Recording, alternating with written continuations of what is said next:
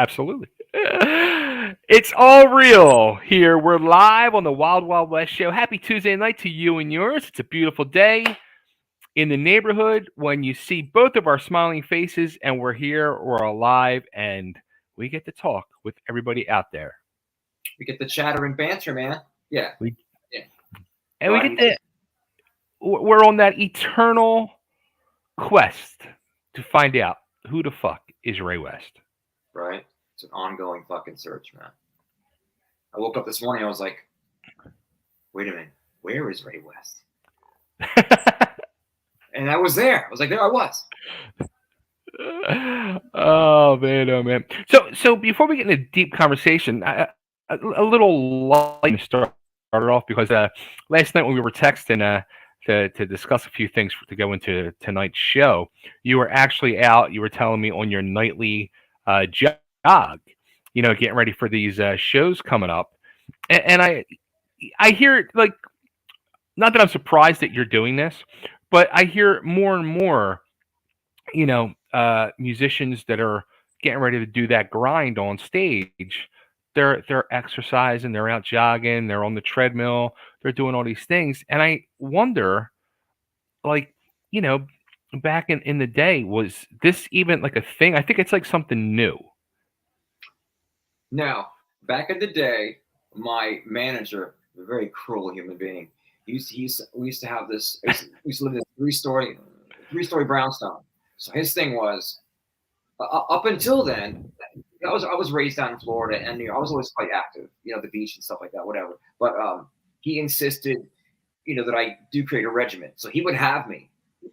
He would demand that I run up and down the stairs of this brownstone, 3 stories. I don't know how many times I did it. You could hear gung, gung, gung, gung, gung, gung, gung, gung, gung, gung, gung, gung, gung, gung, gung. I don't know if people in the building tolerated that shit, but I had to run like the building. I had to do that shit every day, man. It was I just didn't have any air. If you're singing, you need air. Hmm.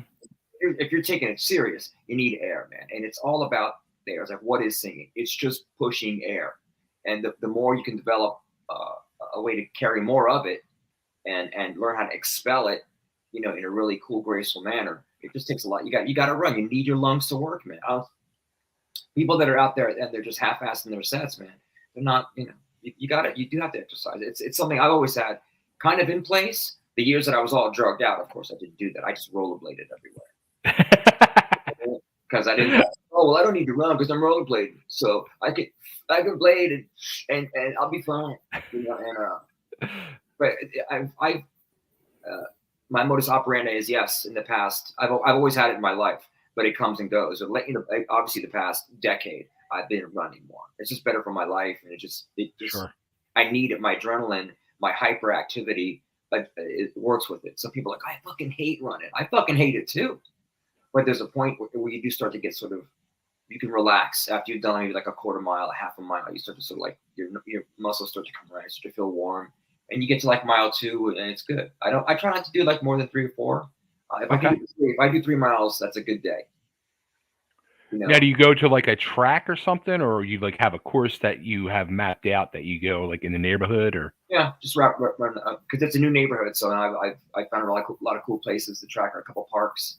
Okay. Out the front of the house and just go. At night it's very dark here, so I still will run at night sometimes. But you need it, man. You need to be able to push air. Singing and performing is all air, man. You can't just poop out after the third song. I forgot what gig we did a couple months ago. I was running and all that, but I still ran out of air. So it's conditioning, man. You gotta, it all depends on where you're at in the day too. If you eat and maybe go on stage kind of afterwards in like an hour or two, your body still hasn't adjusted. You still gotta like be light and be able to push a lot of air. Long answer to a quick question. Now, is this something you consistently do, or is it really ramp up more and more as you have shows coming up?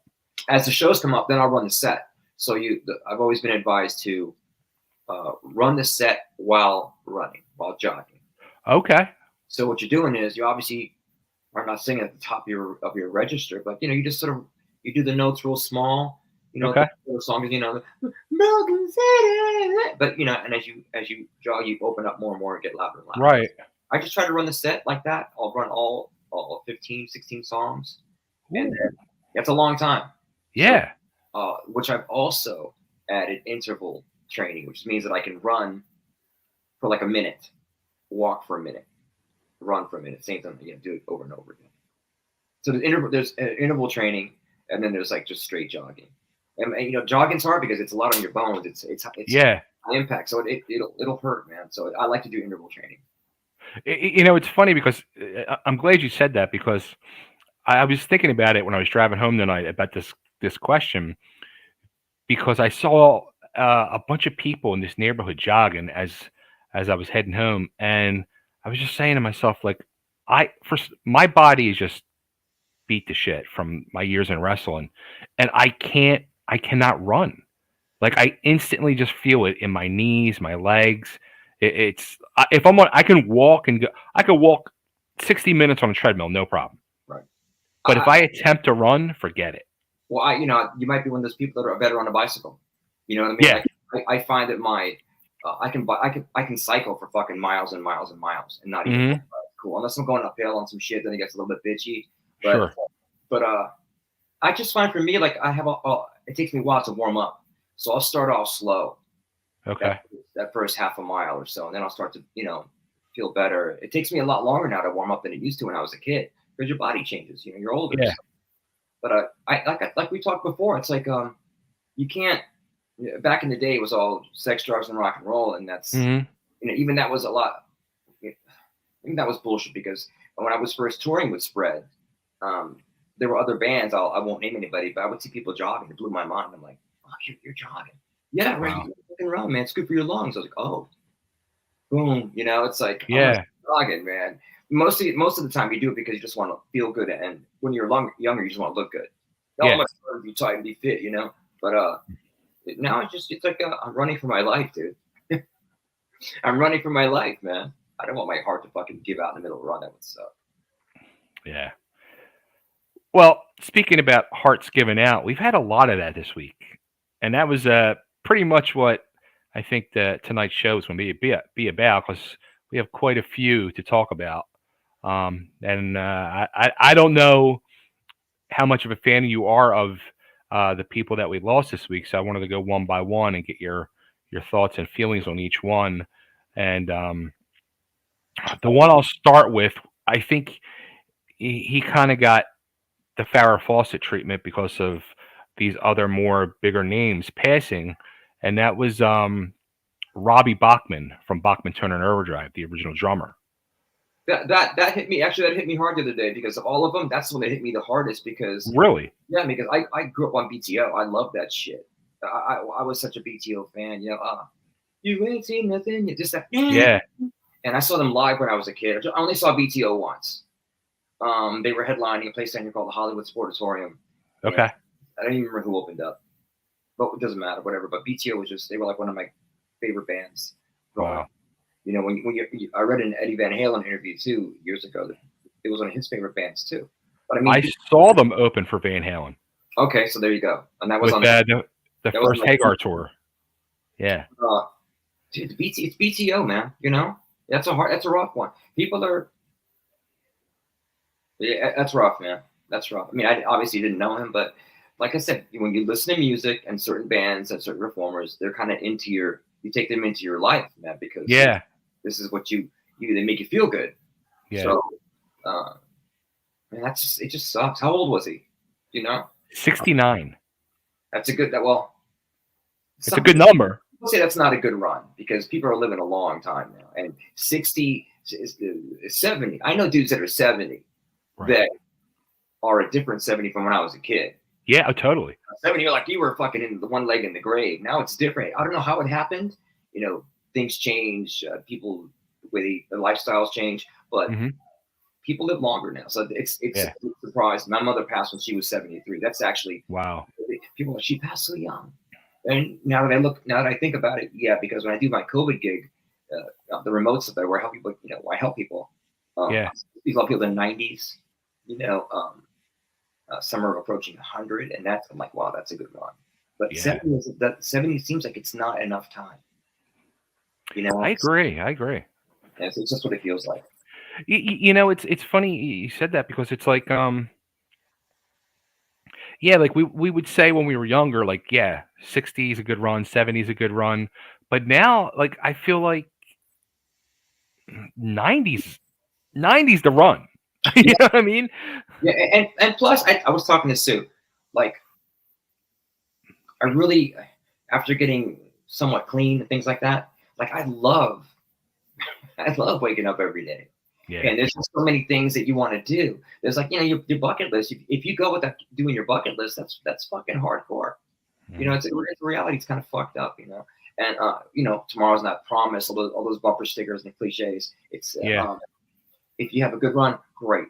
Um, but let's say I took myself out of life for so long by being a drug addict and doing dumb shit that Mhm. I missed on doing a lot of things I really wanted to do.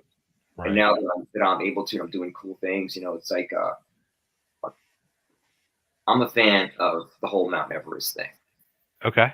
Right? I know it costs Okay. a lot, 60 grand to do it. When I had the money back in my, I'm gonna say late 30s, I wanted to do it, but for some reason I didn't. Whatever. Huh. But that's just something. I love shows about climbing Everest. I read all the I see all the documentaries. I read the books. And that fascinates me. There's so many things to do, Yeah. and now I know that I don't have the physicality to go climb Everest, but I would like to go to base camp and shit like that. I'd like to, see all the seven wonders of the world and all that kind of thing. Mhm. And that's why having music as a vehicle is good, and the band that's actually working because I can get around and see some things. But Right. all those awesome things you don't get to do, and yes, I'm on a rant, but like Everest, getting on a sailboat, and going around the world, and doing all that shit, like that's I love all that kind of adventure stuff. Yeah. I want to be alive and fit enough to do something that's cool. You know, um, I've never jumped out of a plane. You know, with a parachute, and I want to do that. Like there's a lot of things that you can do, you want to do, and when you go, your mid 60s or whatever, it just seems like it's young. It's not enough time Yeah. to do cool to live, just to live life the way you want to live. And whether it's all those things, catch up with your family, fix all Mhm. the shit, the people that you wronged, all that shit. You want to get all that done before you go, man. Some people don't get to Yeah. do. I feel like I'm going off another subject. I'm sorry. No, no. And honestly, like, I think, as we're getting older now, especially, and I hate to say, like, speaking for myself, I can't speak for you, but I feel like I wasted a lot of time being stupid and not being clear. And I feel like once I hit 50, and actually once I got out of my marriage, and like really put a focus on myself for once, Right. I felt clarity. Like, it was able to hone in, and every day more and more, really learn a lot about myself and life, and just really, like you said, try to find those Everest, or jumping out of an airplane. Yeah, exactly. Everybody has their Everest. Yeah. Everybody has that kind of they want to do, and it'd be sad to have your life lived and have that regret. And yes, we Yeah. wasted time, but Yeah. you have to live with it as like it was a learning experience. You went through it, and Totally. once I get clarity on my wasted time, I can write a book on it. You know what I Yeah. mean? So it's like life is good if you're just like living on life's terms and all that good shit. It's awesome. Hmm. It's great. I mean, there's depression, there's bad shit, but when you have love in your life and all that kind of stuff, and things are going great, you don't want it to end. And maybe that's what I'm trying to say in a hard way here is that um, there's just never enough. Right. Well, man, I wouldn't want to live forever. Fuck that, man. I would fucking drink blood left and right to live into, that's just me. Everybody's different. I'm just so greedy, and I need more and more and more things. So that's where I'm at with that. I'm with you. I'm with Just you. seems for people that go so young, and it's like cancer's a big one. All that shit. It's there's a lot of evil shit in the world. Hmm. You got to live your best life and enjoy it while you can, I guess. Real quick, I want to pop this up on the screen. Tony said, Jacoby Shaddix, who's the lead singer from Papa Roach, he has said in interviews that he runs every day and it's good for his singing and his depression. Because it gets your endorphins up. It makes you feel great. Once you get through that wall of like, oh, this fucking sucks, you'll find, even if you do intermittent running, that's what I recommend, interval running. So Okay. you run like a minute straight. You're not a hard run. Get a good jog going, good brisk jog. Okay. Then you walk for a minute, and Okay. then you run again for another minute. You'll start to feel your heart rate goes up. So it's not a pain in the ass to get there. You're already there, and you're lighter. It's like, wow, this minute feels light. Then you stop again. You do that like 10 times, and you've got a good interval run going. And if you want to run longer after that, then you can. So it's important, man. It's I live by it, man. It keeps me alive. It keeps me in the show. It really does. Nice. Now, when you get into that minute of walking in between the run and jog, do you break out any of those dance steps that I see on stage? Or whatever you can, yeah, of course. Whatever you can. My neighbors do some really weird shit. They're like, that fucking neighbor's really strange. But it's just, you know, and you'll meet. It's funny because you do that thing like somebody else is running your way. You're like, they nod, they give you a nod, like, yeah. You know, same thing when you're bicycling. You know, when you're bicycling, it's like, bicycling. I can't fucking talk when you're bicycling. Cycling. Wow. Bicycling. Bicycling. Well, yeah, pussy. Thing, bro. So, you mentioned that word, cancer, the big C. We lost somebody not from the musical world, but this guy truly was a rock star. Robbie Knievel, the son of Evel Knievel, who, in my opinion, truly was the greatest motorcycle jumper. He might not have been the showman or star that his dad was, but he was a better jumper than his father. And I met Robbie years ago. I am a huge Knievel fucking fanatic, and we all are, man. But I met Robbie years ago in around 88, 89 at a car show. Those the what were they called? The World of Wheels car shows. They used to tour around the country, and I didn't even know he was going to be there. And I saw him there, and I was like losing my mind. I went over and was talking to him, and I said to him, I said, dude, I said, when you jump and then you crash, what the hell makes you want to get back onto that bike and do it again? And I'll never forget his answer. And it's like been stuck in my head. He said, that Monday when I have to walk back on the construction site to pay my bills, I say, fuck this, I'm getting back on the motorcycle. Yeah, man, because when you're doing something you love, man, and you can monetize it, you know, it happens naturally. You're doing something you love, people are like, oh my God, I want to see him do that. Yeah. You know, I want to see more people do that. You know, it's his dad's Evel Knievel, number one. So you've got that legacy, right? But that's Robbie Knievel and his brother, I believe. When Evel used to come out, the beginning of his shows, he had those little fuckers on the little motorcycles. So they had more motorcycle experience than Evel did. Yeah. My bikes when they were like fucking tots, you know. So I always thought he was just amazing, man. You know, and the same personality as his father, the same like when he talks. It's like listen to his father, but you know, he wasn't guzzling whiskey every 5 minutes like his dad and doing all the crazy shit. I saw all the movies. It was a great Evel Knievel movie with George Hamilton. George Hamilton, yes. I think that's the only Evel Knievel movie I've ever seen. But you know, it's classic, man. It's like the outlaw rebel jump. When I was a kid, he tried to jump the Snake River Canyon. You know, and didn't make it all the way. I don't know.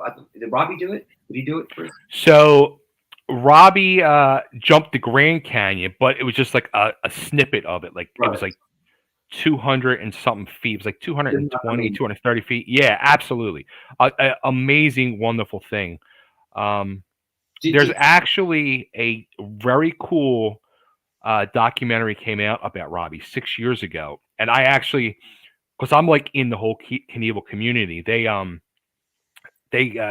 contacted me because I've done like these Evel Knievel tribute shows, and we did a tribute to Robbie. And Knievel tribute shows. Oh, dude, like on my old show I used to do. Yeah, I've like had Evel's crew on. I've heard the stories these guys tell about Evel are freaking amazing and hysterical. That shit. That's cool. Oh my God. I mean, because that's like it's like a superhero when you're a kid. Yes. Oh, absolutely. Absolutely. Evel, you know, now there's this, you know, whatever. Now there's everybody on YouTube is jumping something, but they were the first to do that shit, man. You know, what a cool. I can only imagine the balls in that family. how Yeah. they were all when they were all together and all that. So you would know, but I mean, Jesus, Yeah. Knievel. I always Yeah. wanted So, to brand something like Evil Knievel, like Evil. It's gotta be like a cool band name with that you could do, well, actually, so Robbie's one daughter, Kristen, is a singer. She's a singer in a cover band, and they're called the Knievel Daredevil Band. That's great, great name, Yeah. man. Yeah. But And she's got a great voice too. so he defies death all of his life. Kisses, he's a door of death, and he dies from cancer. Was it cancer? So he ended up like last week. A bunch of my friends on Facebook and from the Knievel circle started posting pictures of Robbie, and I was like, "Oh man, what the hell happened?" And then one of the guys called me the night Lisa Marie died and said, "Hey, just to give you a heads up, Robbie's got pancreatic cancer, and he was just given like 48 hours to live. He's in hospice." That's I the was like, one. That's the rough one. "Yeah." I was like, "Man, like he just found out like a couple weeks ago. It took him like super quick." Um, and the next morning, I woke up and I had the message that Robbie passed. That's fucking ridiculous. That's horrendous, man. 60 years old. 60 fucking years old. See, but you do a lot more research than I do, and you keep up with these names. So for me, it's always like, holy fuck. Yeah. It's a shock because you just assume he's gonna live forever. Yeah. He's survived death enough times, and it's Robbie fucking Knievel, Evil Knievel's Mhm. son. What about the other brother? What's he doing? So Kelly's like low profile. He's not really one for like the spotlight. He didn't want to keep doing the motorcycle thing, and he's involved in like the Evil Knievel, keeping the thing alive. But there's a guy, Lathan McKay, who actually like took over the whole enterprises, and there's a museum in Kansas, Topeka, Kansas, an Evil Knievel museum they opened up about 5 years ago. Oh, I gotta go see that shit. That's I haven't seen it in person, but it's amazing. But they're actually getting ready. They're going to move it to Vegas in the near future. That makes sense. That Yeah, makes more sense. That's yeah, something more flashy. But I mean, just absolutely. wow, man, that's heavy Yeah, because you just don't think about it. You know what it is. You don't give these people much space in your brain, like you hmm said, Bobby Knievel, great, and then that's what happens. We all get so invested in other shit in our lives, and it's like yeah, you died, holy shit, yeah, and then you're in shock for a day. Everybody's in shock for a day, and then 2 weeks later, it's forgotten. It's really weird, like you have to keep up legacies and things. Like my mother passed away.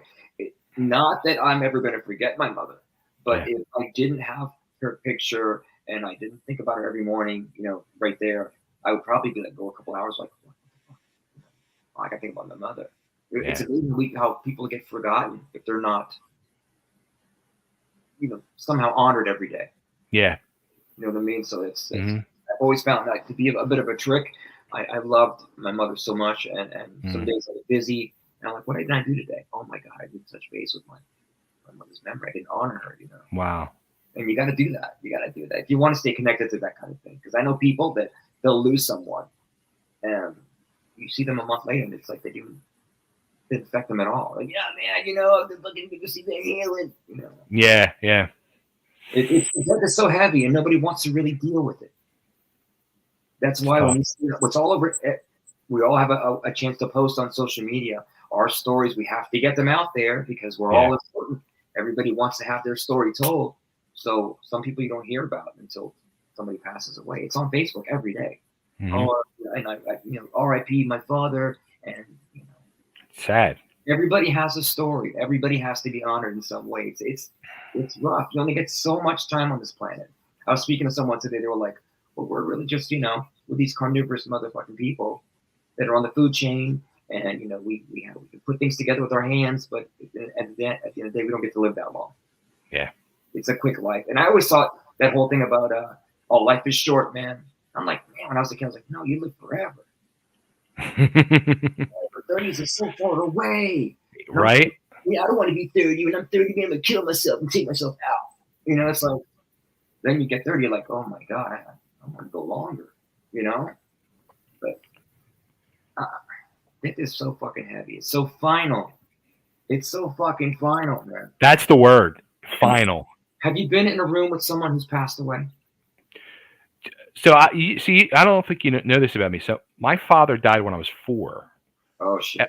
and my mom died when I was 18. Wow, that's wet. So yeah, and there was my sister my sister was 15 years older than me, and she passed away like 8 years ago. Holy shit, man! Yeah, yeah. So I've experienced so much death. It's re- like I feel bad. Like after my sister died 8 years ago, like I lost a lot of like friends and other family members, and I feel like a dick saying it, but I feel like I got like almost immune to it now. Like Well, I've lost so many. you have to because at some point if you have to take it in. We talked this before. If something is really bad, you have Hmm. to take it in. You can't deny it. You can't Yeah. move it over there because it's gonna bite you in the ass. It's gonna roll over you like a fucking Hmm. mat. So you gotta Sure. take it. You gotta take it in, absorb whatever the pain is, deal with it. Really acknowledge the pain and whatever, Yeah. and then you can move on from there. But that's to get hit like that. That's tough, man. I, Yeah. I, I had no idea, dude. I don't know what to say. All I can say is I love you. I'm glad you're here. And Back at you, man. I important appreciate it. for gotta live, man. It's like my Absolutely. mother's song, but I live for her. Hmm. She wouldn't want me to be all bummed out all the time. Don't Right. oh, I lost my mom, but it's more like she wouldn't tolerate that shit. My mom was the most unsentimental person I know. She wouldn't Hmm. tolerate it. She'd be like, you got to go out there and kick some ass. Go live, Nice. live and enjoy your life. Don't sit there wallowing. Wow. We can get into a deep conversation about this stuff, man. It's like very deep. Well, let me have another minute. I was talking to Sue tonight. She said, Okay. said something to me the other day that really bothered me. You were talking about, death and die. I said, because I was filling out a life insurance policy. Okay. And that's like me saying, this is a monetary value of when I pass away. I'm actually talking about it. Like I'm here. I'm putting my name on a piece of paper. Yeah. If I die, my funeral costs get covered. Hmm. Brando gets some money for him. Susan, and you start to think like that. It's crazy. Yeah. You think like that, and I never fucking thought about life insurance policy, and there I am. It's like, okay, I feel now. It's like you're supposed to feel better about dying. Like I Right. don't feel better about it. There should be a clause in the back that says like, I have to sign when I'm on my deathbed or something. I don't know, but it was heavy. It was heavy. Yeah. I'm like, dude, it's not that I'm thinking about dying. It's just that it's mortality. I'm thinking about the time that's gone by. I know I'm not going to live forever. And then we get into the whole thing about leaving legacies, like, Right. what do you leave behind? What's your statement? Anyway. It's deep. No, it really it's like so deep, and doing what you did, it's it's like gets to the point where you got to do that because it becomes like the mature and responsible thing that you need to do for your family. Yeah, man, because I see that. I don't have much, but I know that, there was a movie when I was a kid called Airline. Was it Airline? Airport 77 or something. Yes. Yes. They made the Goofy movie after. But in that Yeah. first movie, the guy goes up, remember? He goes Mhm. up and he takes an insurance policy out on himself, right? And he goes up and he blows himself up on the plane because he thinks Right. that his wife's going to get that money. Yeah. And extremes that people will go to because they just feel so guilted about life and they want to leave something behind. I just want to make sure that basically nobody else has to pay for my fucking cremation and stuff, Right. Right. Wow. We're getting a little too heavy, man. This is like Yeah. Like I could keep going on about it, but I don't want I for another time. Another time. it's something everybody, it's dark. Yeah. It's death metal. You know what I mean? It's real, and it's part. They say it's part of life. It's not. It's the final thing. It's not part of life because everybody goes at different times. But yeah, at the end, everybody has an expiration date. Mm-hmm. You can go before it. Well, we lost. There's two more people to go through, and this one was a real shocker.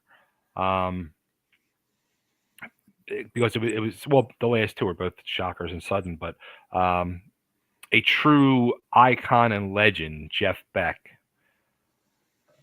That's heavy because once again, man, it's like a guy that seems like he's just a very super talented person that's done a lot of great art for people to listen to. Yeah. You know, his paintings or his music. A lot of too, but that's a thread that's like, and it's so under the current. Like Jeff Beck was just part of everybody's thing. You know what I mean? I saw Jeff Beck on the on the black album with the white lettering on it. Is it El Becco? You know what? Honestly, I was never a real big Jeff Beck fan. He had this one album out years ago, and it gave him like radio success. I forgot the fucking song, but it has to do with El Becco. It might be El Becco. Anyway, my point is, because I was you know, in a very young band at that time, and, I've always been fascinated by great guitar players. So I was drawn to Jeff Beck just because he was just seemed cool as fuck. Yeah. You know, I hear he has, you know, whatever. I didn't know him, so I don't, whatever the personality, doesn't matter to me. I just know the music he left behind. Right. I don't care if he's a good guy or an asshole, whatever. I just know he's a great, talented musician. And you just, once again, you just don't think about them passing. You think they're going to live forever because the music goes on forever. You don't associate like death with that. You know, Hendrix, you do because you know Hendrix is gone. Yeah. But Jeff Beck is he didn't age. I mean, the guys look the exact same for the last 40 years. I mean, he looks like he hasn't aged. Maybe, you know what? He's like it's like Steve Vai. You know what I mean? Yeah. But Beck was he's the guy that all those guys look up to. He's a virtuoso guitar player, but he did cool sonic stuff with his guitar. He did the cool like submarine sounds and shit like that. And he had great live shows. He would jam with everybody, but just great live because he just all he did was stand up and play. It's like watching Clapton. There's no running around being crazy. There's no kicking over stacks. He just played and he just went right through you. So yeah, it's, you know, Jeff Beck. You say to yourself, well, at some point Jeff Beck is, you know, you wonder how old is he? You know, is he gonna? You know, you think about that, but you don't think about passing away. But I'm not surprised. But it was just like, oh wow, man, Jeff Beck. You know, Eddie was a surprise. Yeah. Jeff Beck, you know, I just didn't hear much about, but it's sad. It's sad when anybody goes, man. You know, because it's final. That's it. They're no more. They don't get to walk into the studio anymore. Yeah. They don't get to go on a stage and do whatever, accept an award. They don't get to go, you know, to dinner with the person they love, man. You know, they hang out with their kids. They don't get to do that anymore. So that's why it's heavy.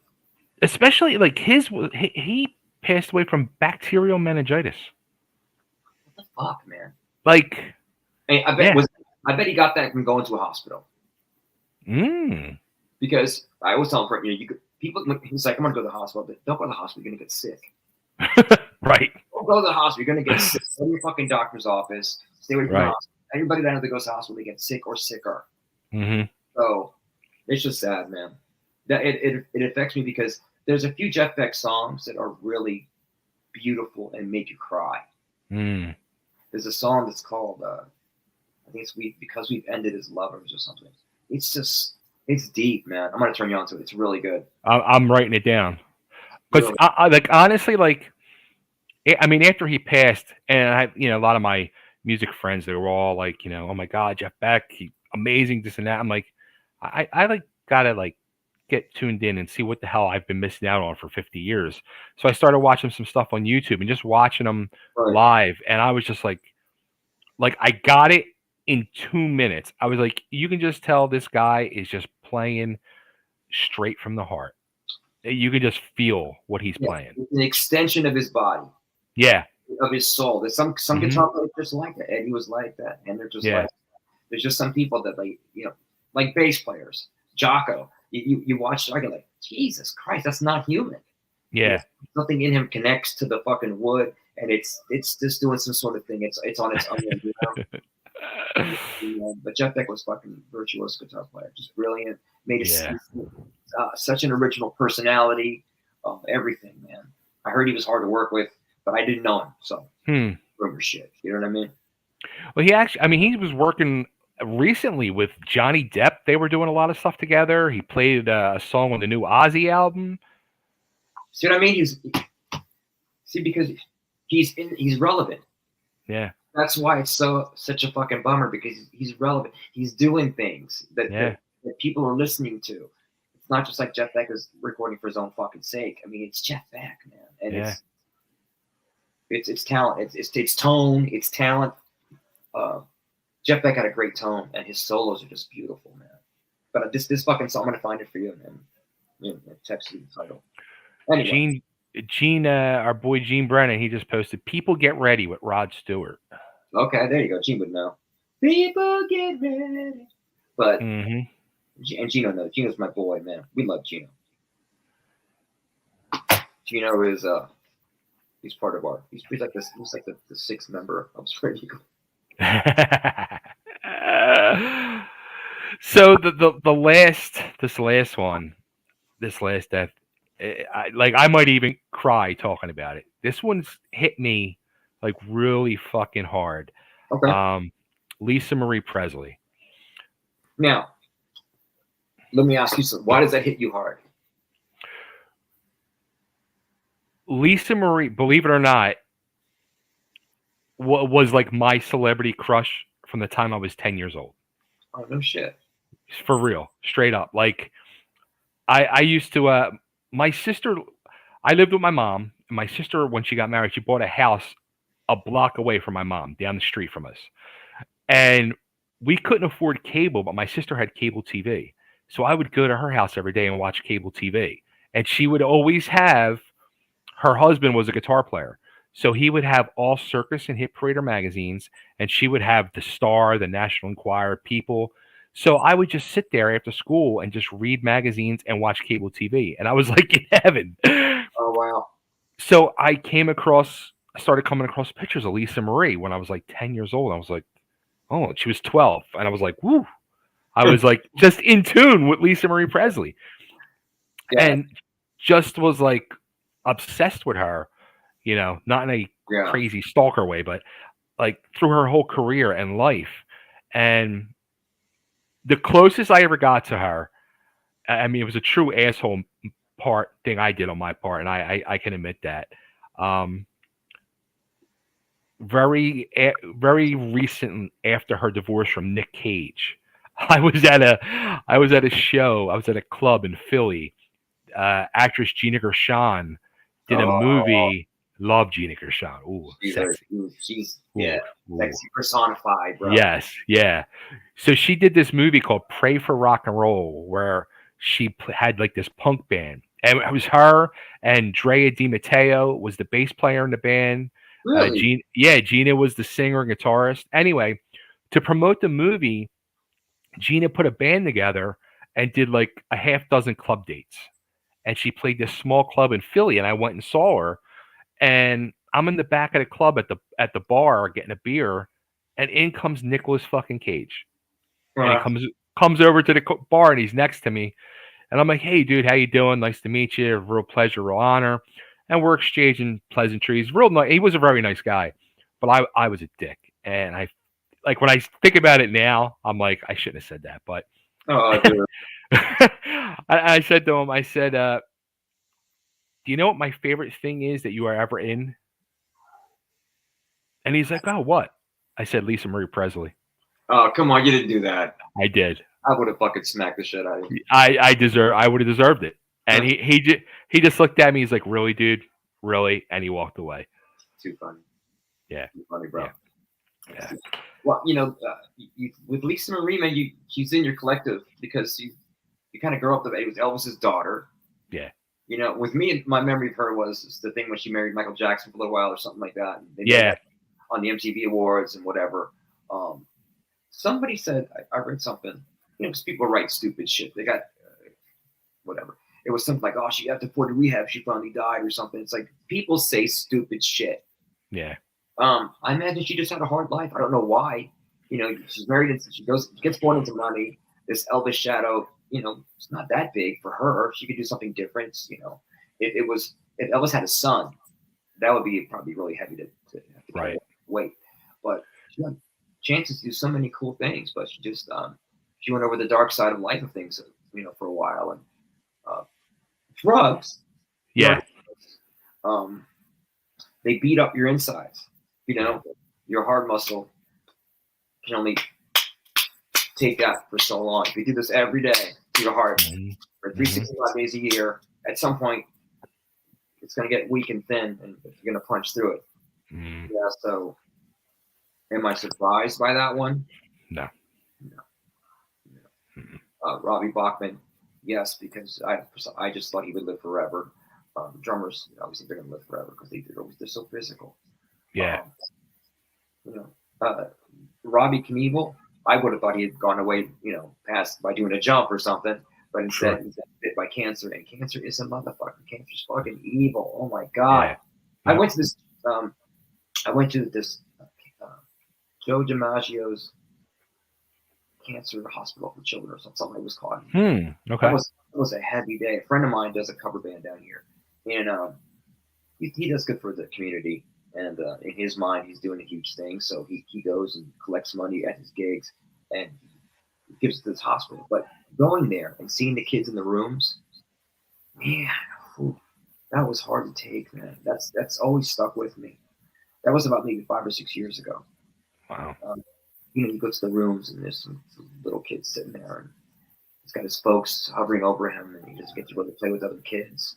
It's tough, man. So with everything, what I regret that I've never been able to do is do any kind of work for cancer.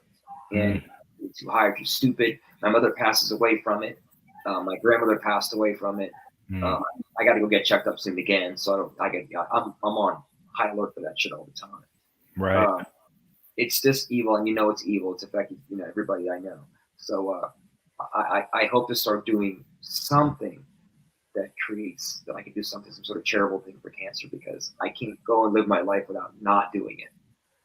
I'm an asshole if I don't do it, and it's something I think about all the time. I just don't know how to do it. So now that the band's active again, I'll find something that helps. That makes me feel better about it, because it took a lot of my family. It took a lot of my mother and her brother and their mother. So my maternal side's kind of like. Wow. It's both my parents too, and other various members of my family. But it's kind of, when it comes down to that, it's like you're saying, and I felt that way for a long time too. But then I was like, but what can I actually do? Like, is the little bit of money I'm going to raise really help when they're raising billions of dollars? Right. And that's why it cracks me up when bands do things like, let's say Robbie Knievel passes away. Let me do benefit for Robbie Knievel. Yeah. You go and play in front of your friends at the bar. Shut the fuck up, Right. Dude, I was waiting for who's the first band locally that's going to do something for COVID? The benefit for COVID, at Joe's Bar and Grill. All the kids, football on. I feel I can't do anything, but there's something just to have a voice in it, just to have you have to spread awareness, because it's everywhere. I don't know what I can do, but I'm hoping to find out. It's got to do something. Everybody has that. I think anybody who's ever tried to do something legit or fucking great has said to themselves, yeah, but what the fuck can I do? It's too big. Yeah. So that's I'm going to get around that. I got to figure it out. I got to figure it out before I go. I can't say I just talk shit about it. I know, now I've got to do something. Right. Yeah. This episode is heavy only because it's real. When we're rock and roll isn't about dying. It's about partying, having a good time. Yes, it's dark. We write about things that ain't bad things, of course, but rock and roll is supposed to guide us. It's a distraction. Yeah. Music is a distraction from that kind of reality. And then as we all get older, you're seeing on Facebook, more and more people are writing about people they're losing.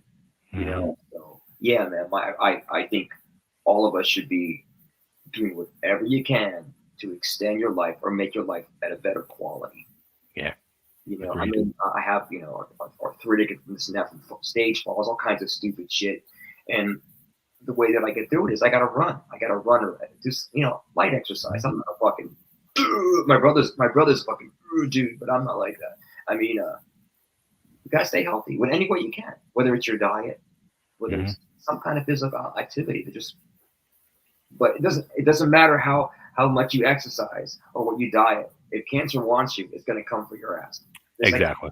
Jobs. The guy had zillions fucking dollars, a private chef cooking him like macrobiotic fucking things, and it got, so it comes for you, Absolutely.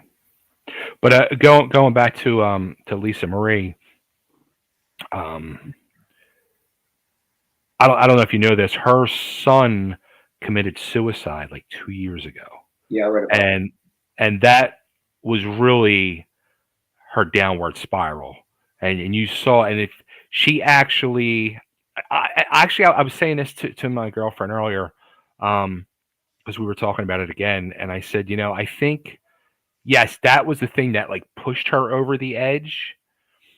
But believe it or not, I think this fucking movie they did about her father, because she was so involved with it, Mm.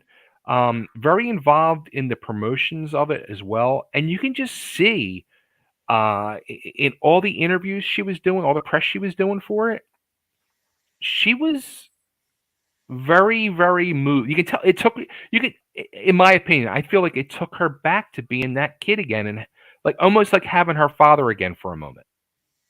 And I Right. think it was really rough on her. That's got to be hard emotionally, man. To Yeah. live that kind of life under that kind of microscope, dealing with that kind of thing. It's so big. I can't even imagine. I just know that there's the deeper you go into celebrity, Hmm. into that world, the more intensely emotional things get. Yeah. Everything drama is emotions are easily triggered. It's Hmm. all drama. It's all drama Yeah. because that's just part of it. Not that it's drama, but you know, it's a very intense kind of life. I think emotionally, and Yeah. you're on high alert all the time. You're Elvis's kid, so you're a Hmm. celebrity. It's like when you think of celebrity, somebody like Princess Diana, Yeah.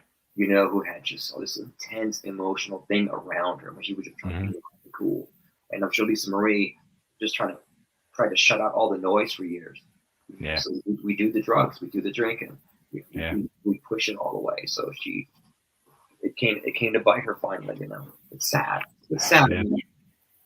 I think they did, they autopsy, and they said they're waiting on toxicology reports, but I totally think it's going to come back. I think she was, doing like depression meds and painkillers and all that stuff. And she was at the Golden Globes, I guess it was like less than 48 hours before she passed, and she visibly was, Yeah. she looked really, really bad. She looked like she was walking death, and she was almost incoherent, like in interviews. It was not a good thing. It's just sad that like whoever was her handler, Hmm. let that kind of shit happen. Yeah. Obviously, she didn't have people around that she could trust because they're all just putting her out there in front of the camera. Go talk to those people, Lisa. Right. Shouldn't be doing that. Or maybe she could have been like, don't tell me what the fuck to do. I'm gonna do what I want to do. It could have Hmm. been like that too. There's always two sides to everything. But Sure. it's sad. Once again, it's sad. Uh, it's fine when it hits somebody that affects you. Hmm. When we go through this list, no, Robbie Bachman didn't affect me, but he was part of a band that I loved. Hmm. So it's like who all the members were. Susie was like, well, Robbie Bachman died. I'm like, no, that really blows my fucking mind. He died. Yeah, Wow. I love that band. It wasn't like I loved him. I loved that band as a kid. I knew Hmm. I've seen him and he's part of it. So uh, it's just sad, man. It Hmm. loses people that are artistically gifted, that are generous, that give to you, give you music. It's always rough, man. And then you've Yeah. got Lisa Marie Presley who did her life thing, but man, her son dies. I'm gonna say something to you real quick. You lost people. Brando, we've mentioned Brando lost his mom when he was like 1.5 or something. Wow. Okay. For him, Sorry. some kids like that, but my mom raised him, Mm. after that. So he's always had love in his life. So he said to me one day, oh man, I've lost so many people. Said, no, you always had love in your life. You Hmm. always had a mother figure that cared about you, and it's tough not to let death fuck with you. Yeah. Whether it's personal or You know what I mean? I always put up a wall when someone that I really don't know that well, or I'm like, okay, wow, that's sad. But I Mhm. know later I'm like, wow, it just sucks that somebody really, the music has passed away. Mhm. My best friend growing up, my mentor, my vocal hero was as a kid. I was around 20, 21. His name was Dean Lamel. Took himself out by suicide. That was a rough one for me. Yeah. That was like, wow, my bestie took himself out. He called me the night before, and I know I'm ADD again. He was on a coke run. And he was like, yo, come on, let's go party. I didn't want to party. I was doing gigs and we actually had a gig booked together at this club down here called Art Sucks Playtime when I was a kid. Anyway, he Okay. takes himself out. He shot himself with a rifle. Mm. Like it wasn't like he went like this or like he took a rifle, the Kurt Cobain thing, and fucking. Yeah. But he managed to fucking have the balls to do that. Wow. And that always fucked with me. That death always fucked with me. That and my mother's death was like really heavy for me. Uh, Mm. and then when we talk about celebrities, yeah, man, if somebody affects your life, it's gonna fuck. Yeah. Have you ever heard any of Lisa's music? She had put out 2 albums. I never have. I think I saw the MTV video stuff she would do. I Yeah. can't remember it, but it's something I'll go check out now because I'm like that. You tell me things, I'm like, oh man. I want people to know I'm not. It's not that I don't. The Bay has all these topics and I don't pay attention. It's just we're going to talk about them here. I know he's going to throw them at me. We're going to be spontaneous. Yeah. Yeah. But I find myself. Sometimes I think I'm a little out of the bubble because I just don't pay attention to things the way you do. But that's why we do this. Trust me, I know I'm way out of the bubble with a lot of stuff. I'm in tune with stuff that's on Blabbermouth, or like stuff that's in my circle of life. Is But there? Does Rolling Stone still exist anymore? it does. Well, you think I would know that, right? It does. Everybody talking about Rolling Stone. It probably put Lizzo on the cover or something. But Probably. Blabbermouth is like all the new rock news and rock gossip news, and Yeah. I think we got something. Even if they write shit about me, as long as I'm on there, I'm fucking happy. There you go. I'm with you. But the last thing I'm gonna say about Lisa Marie, her very first single she did, the song was called "Lights Out," and the lyrics go, and this lyric, every time I hear it from day one, I said to myself, "Man, that's so fucking deep and heavy," and would haunt me singing this lyric. The song's called "Lights Out," and it's something along the lines is the lights went out in Memphis, and that's where my family's dead and gone, or something along those lines. Oh, wow. I should have wrote down the exact lyric, but it's something along those lines. And every time I hear that song and I hear her sing that, I just think to myself, geez, like just picturing her father buried at Graceland. It's just deep. It's heavy. Yeah, and just to have him be your father, the memories she must have when she was a kid, in that house, and it's just larger than life, man. Yeah. Fucking And now she's going to be buried there. Yeah, that's amazing. I mean, Elvis was like, when you were growing up, it was Elvis. There was nothing else. There was Elvis. There was Muhammad Ali and Evel Knievel. Am I right? Yep. You're right. That was it. And then That's it. then everybody, then other shit came along. But when you're a young impressionable tot, it's Elvis, Evel Knievel. That's it. Muhammad Ali. Absolutely. Wow. So yeah, that was our week. But I'll throw this little quick snippet out before we wrap up for the week. Sure. Since we're on the topic of death, and this story popped up when I was reading stuff about Lisa Marie last night, and you talked about you just did a life insurance policy. Marie Osmond, I was kind of blown away by this. Oh no, come on. Marie Osmond said in an interview that she's not leaving any of her 7 children any inheritance. She doesn't believe in it. She said She doesn't believe in it. She said kids handed money lack drive and ambition, and